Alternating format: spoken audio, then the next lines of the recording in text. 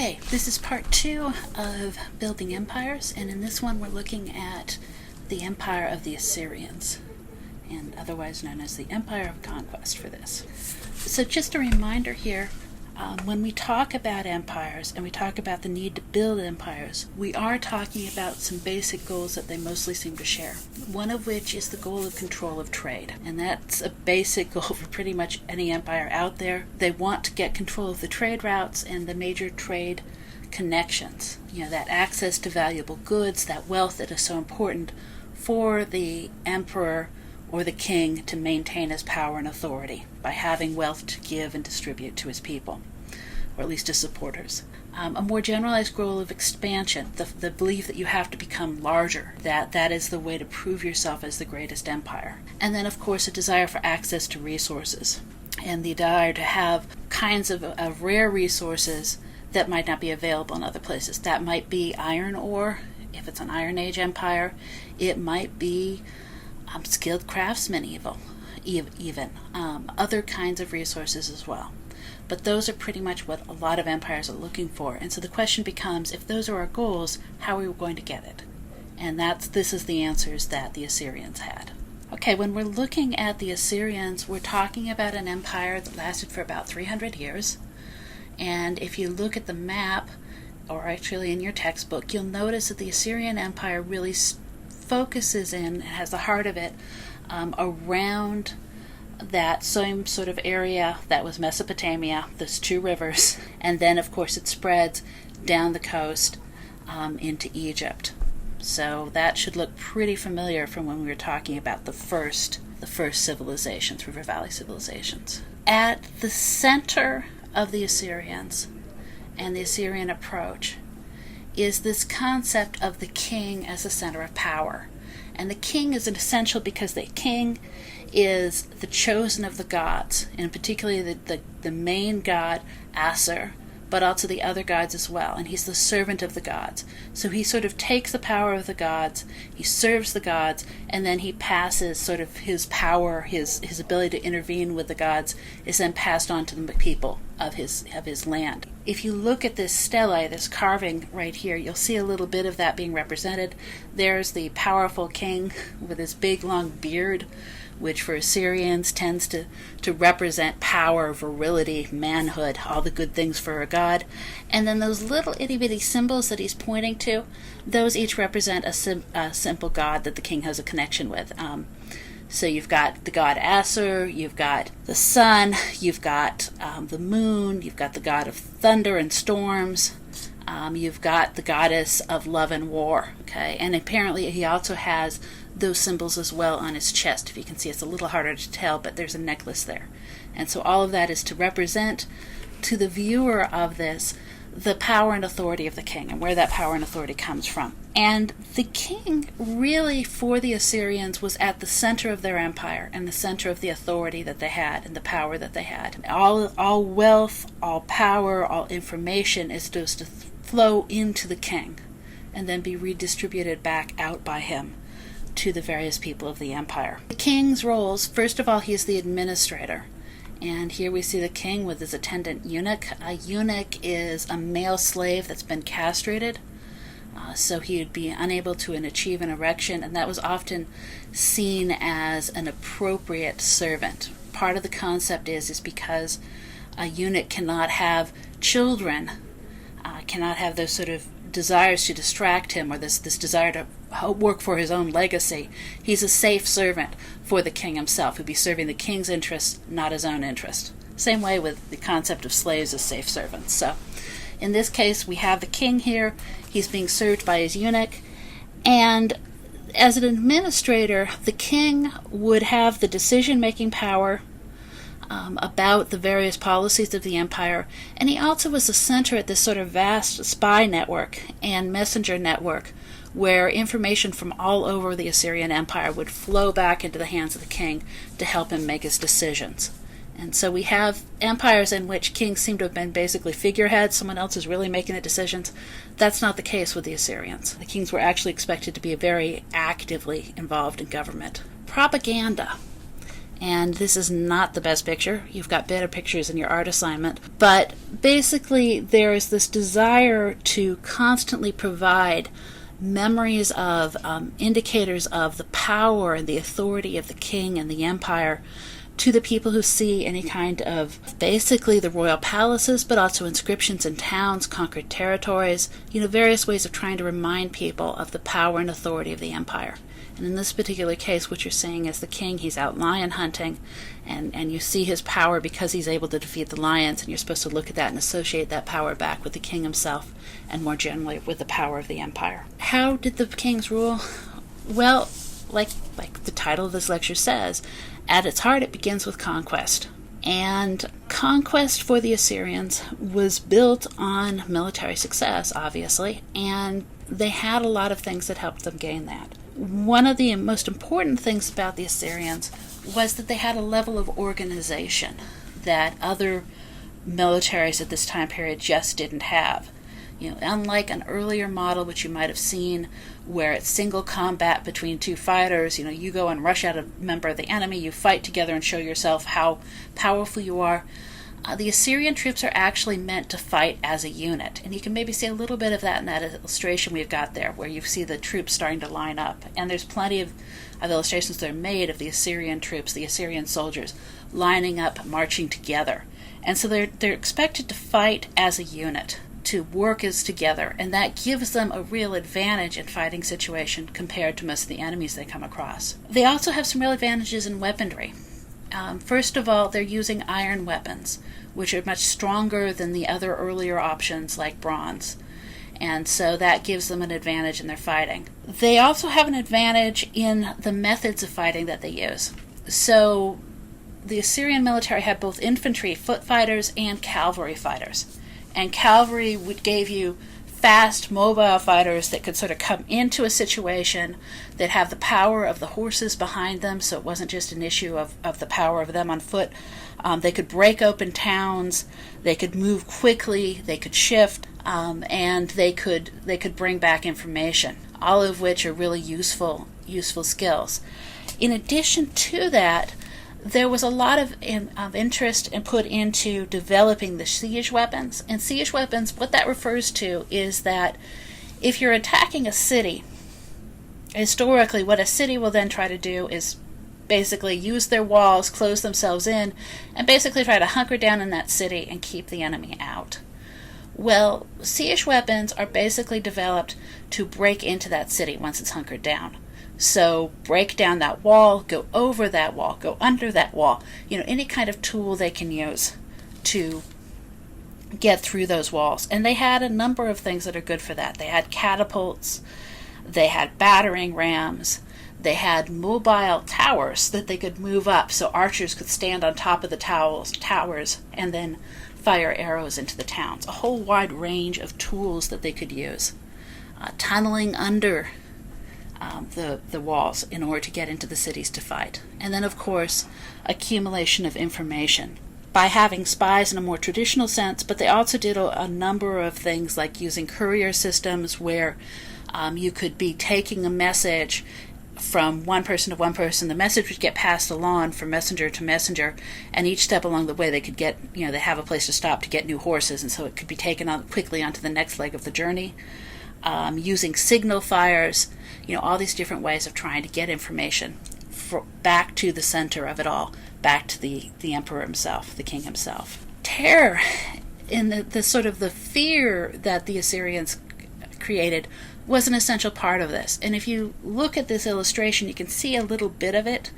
What you're looking at here is a siege. So at the center, that's a city, and then these people the Assyrian soldiers are trying to break into the city, and they're doing it using all the techniques. And so if you can see a little bit to the left, they've tunneled under. I don't know if you can see them, but there's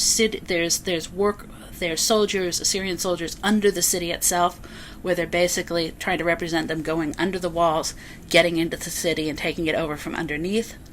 They have ladders to help climb over the walls. They have that thing over on the right, which is basically a siege weapon. It's designed to batter down the walls.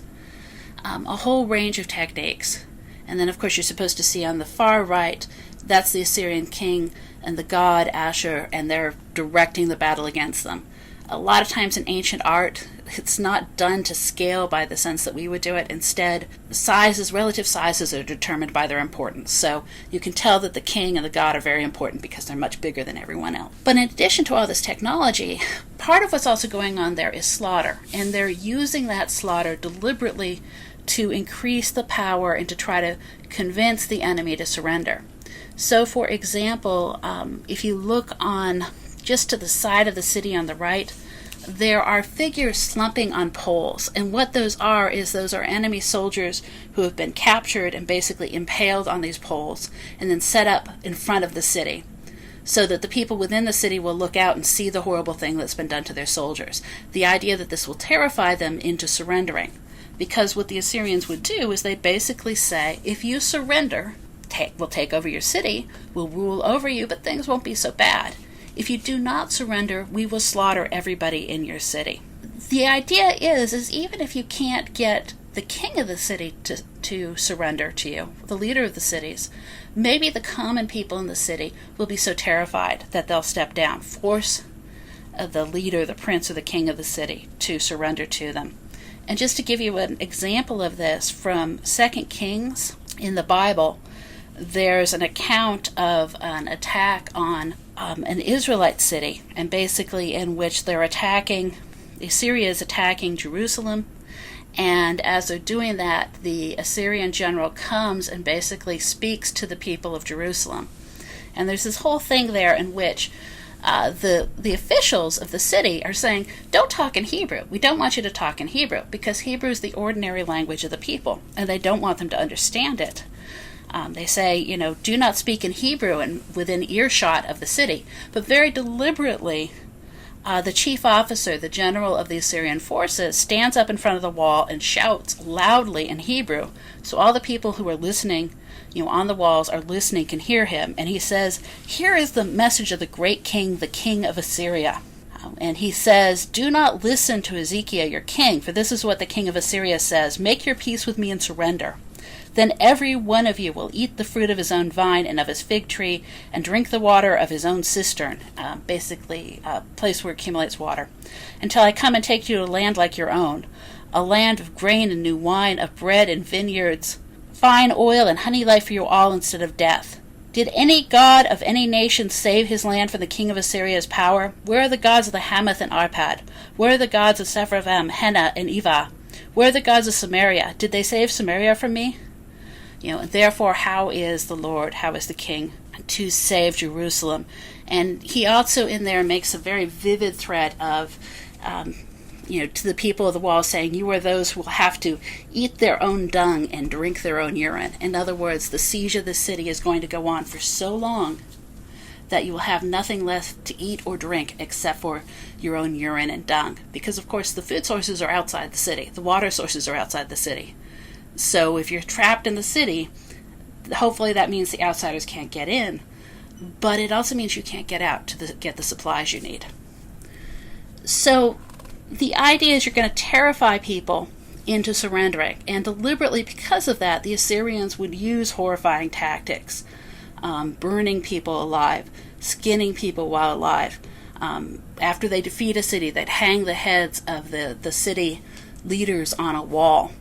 And part of this goal is even if this city is going to fight back, even if you're going to have to fight them into submission, the idea is the next city will be terrified by hearing what happened to that last city, and they'll surrender to you without a problem. There's another piece to all of this. The Assyrians believed that the best way they had to try to control resistance among the people that they've conquered is through using mass deportations, where they would basically gather up the people of an area that they had conquered, some people who were likely to create resistance, people who were seen as having particularly useful skills, and you move them out to another part of the empire. You basically just take them, move them, and set them up somewhere else. And the idea is in this new area, they won't have allies, they won't be familiar with the area, they won't have the ability to fight back, so they'll just settle down and get on with their lives. That's what he means by saying, we'll send you a place with the honey water and oil. We're going to send you to a good place in these deportations. And they use this very heavily. About 4 million people, they estimate, were deported, particularly skilled workers, people who were seen as having particularly useful skills, by the Assyrians from one part of the empire to another. You'll sometimes hear people talking about the quote, last tribes of Israel. And if you've ever heard that, really what they're referring to is the people who were deported by the Assyrians. Once you've been brought into this empire, the government has a particular role of centralized rule. And in a lot of ways, it sort of sees itself as setting the guidelines, creating loyalty, collecting wealth back to the center of the empire, but leaving a fair amount of independence to the people under its command. So the government, the central government of the Assyrian Empire, would collect tribute and taxes. And what you're seeing there in that illustration is they're Syrians, part of the empire. They're bringing their tribute. And so in addition to the wealth they're bringing in taxes, they're bringing what's seen as the products of their area, which happen to be these captured monkeys that they're bringing as a luxury to the king. Other goods as well would be brought to them. And the king sees himself as responsible for maintaining law and order. In other words, if you're part of the Assyrian Empire, you're not going to be allowed to fight against other parts of the empire. And you have a responsibility in your area to maintain basic law and order, prevent bandits, problems like that. And they often manage this by actually making alliances with local elites. You know, if you act as our bureaucrats, sort of the governors of these local areas, then we'll continue to, give you rewards and hopefully keep you loyal to us. Basically, the elites are generally told, look, if you resist us, we'll destroy you. You won't survive, your children won't survive, no one will survive. However, if you give in and accept that we're going to be on top, in charge of you, we'll allow you to continue to have an elite status, but more than that, we may actually give you even more. We may give you land grants, we may give you extra wealth, we may give you extra tax revenues. And similar kinds of arguments are made to all kinds of skilled professionals. Priests, scribes, doctors, all the useful people are basically told, resist us, we'll destroy you. Go along with us, we'll give you even better than you have before. And of course, one other thing that they do is creating and maintaining public works. So roads, ways to increase travel and make it easier for things to be spread and shared. And also increase the productivity through irrigation projects and things like that. One of the basic central promises that they have with the Assyrian Empire, and sort of what you can sort of see as one of its key ideas, is that for the Assyrians, at least in theory, all people are seen as human and have equal obligations and equal opportunities. In other words, if you are conquered by the Assyrian Empire, at least in theory, you may be Egyptian, you may be Phoenician, you may be Israelite, you might be Babylonian. Any of those groups, it doesn't matter. You would have the same opportunities, the same chances that someone of Assyrian descent would. You will also have the same taxation, the same kinds of obligations to the central government. But there is this concept that there is freedom to achieve, freedom for basically growth for people, everyone who is a member of all men who are members of the Assyrian Empire. Now, obviously, none of this promises that a peasant's going to be equal to a member of the elite or something like that, but it is saying that it's not supposed to be an ethnic-dominated empire. Simply being Assyrian doesn't make you better than anyone else. And that maybe is one of the things that makes the Assyrian Empire seem appealing to some of the people it conquered. Given all that, though, when they collapse quickly. There's a 7th century rebellion, and by the end of the 7th century, 612 BCE, that's the end of the Assyrian Empire. So when it falls quick. So there's obviously a lot of underlying resentment that is still there. And just a reminder, we're going to move on to we've also talked about the Phoenician Empire here as an empire of trade. So what we're looking at here is we're contrasting these two different models of empire. So Assyrians, it's an empire of land. Okay, and that's really what they're concerned about. Roads, large areas of land. It's based on conquest. That really binds together the empire itself. Rule model is by a centralized king who is seen as being very powerful, having a special link to the gods.